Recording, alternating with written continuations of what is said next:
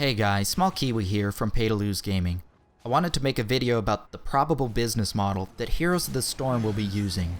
There have been rumors recently that Heroes will be using a business model very similar to that of League of Legends. That is, individual heroes are locked and must be unlocked using either earned or real money currency. At BlizzCon, Dustin Browder mentioned a rotating selection of heroes that would be free for everyone, so essentially the same exact model used by League. We've had some confirmation of this recently in the form of a pre-purchase advertisement for Diablo 3 Reaper of Souls, which promises a free unlock of Vala the Demon Hunter when you pre-order. Now, I'm sure that it's too late to change Blizzard's mind about their business model for Heroes of the Storm, but everything I'm about to say applies to plenty of other upcoming games in the genre, like Dawngate and Strife. First, let's talk about why the League of Legends business model is harmful. The biggest issue is that it severely impacts character diversity. Because only a portion of the player base has access to each character, no character can be excessively unique. Heroes that perform completely unique abilities or drastically alter the flow of the game are already difficult to balance. It's made worse if only a portion of the players have access to these characters. In a game that does not guarantee equal access to all heroes, balancing must be done, and so-called OP characters must be brought in line with the established meta so that players do not feel like any character is a must-own. A classic example of this is Pudge vs Blitzcrank. Both characters feature signature abilities that allow them to drag other characters to themselves. In Dota, Pudge's hook has extreme range, capable of snagging enemies more than a lane's width away. In contrast, Blitzcrank's rocket grab range is significantly shorter. Pudge's ability drastically alters the flow of the game, forcing opponents to play cautiously right from the outset. The same can't be said about Blitzcrank. In addition, Pudge possesses a host of abilities that synergize with his hook and can really turn him into a one-man gank machine.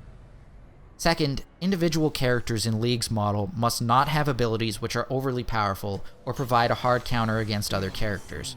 Hard counters are difficult to balance in a system where teams may not have access to the appropriate counter pick. It would be detrimental to League's business model if hard counters existed, because players who paid money for a character, which might be specifically counterpicked, would very likely feel cheated. For example, choosing to play a champion in League which relies on stealth would frustrate players who spent money on that champion, only to have their stealth abilities nullified by a counterpick, similar to Bounty Hunter. These are examples of the balancing that is required because of League's business models. All characters must conform to a narrow assortment of roles and degrees of effectiveness.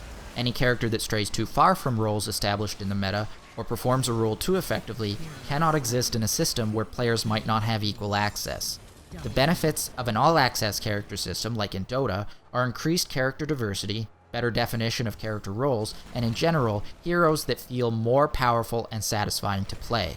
An example of this is Mirana vs Ashe. Both characters feature long-range skill shots that deal damage and stun the target.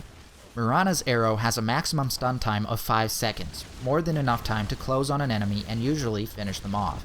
Ashe's enchanted crystal arrow deals more damage, but only stuns for 3.5 seconds at most. Now this might seem like an even trade, but Mirana's sacred arrow is not an ultimate and is on just a 17-second cooldown, whereas Ashe's ability is her ultimate and has a minimum cooldown of 80 seconds. Two abilities that are similar, but because of League's business model, balance necessitates that what should be a character-defining ability must not be overly useful. In short, League of Legends' business model profoundly impacts the design of the game and the heroes by imposing several key limitations on character design and balance. I'm imploring Blizzard to reconsider their choice of business model for Heroes of the Storm, and I invite all of you watching to comment below with your own thoughts on the subject. If you found this video interesting or entertaining, please hit the like button and share it with your friends, and check out our other videos on Heroes of the Storm and Dota 2. Thanks for watching!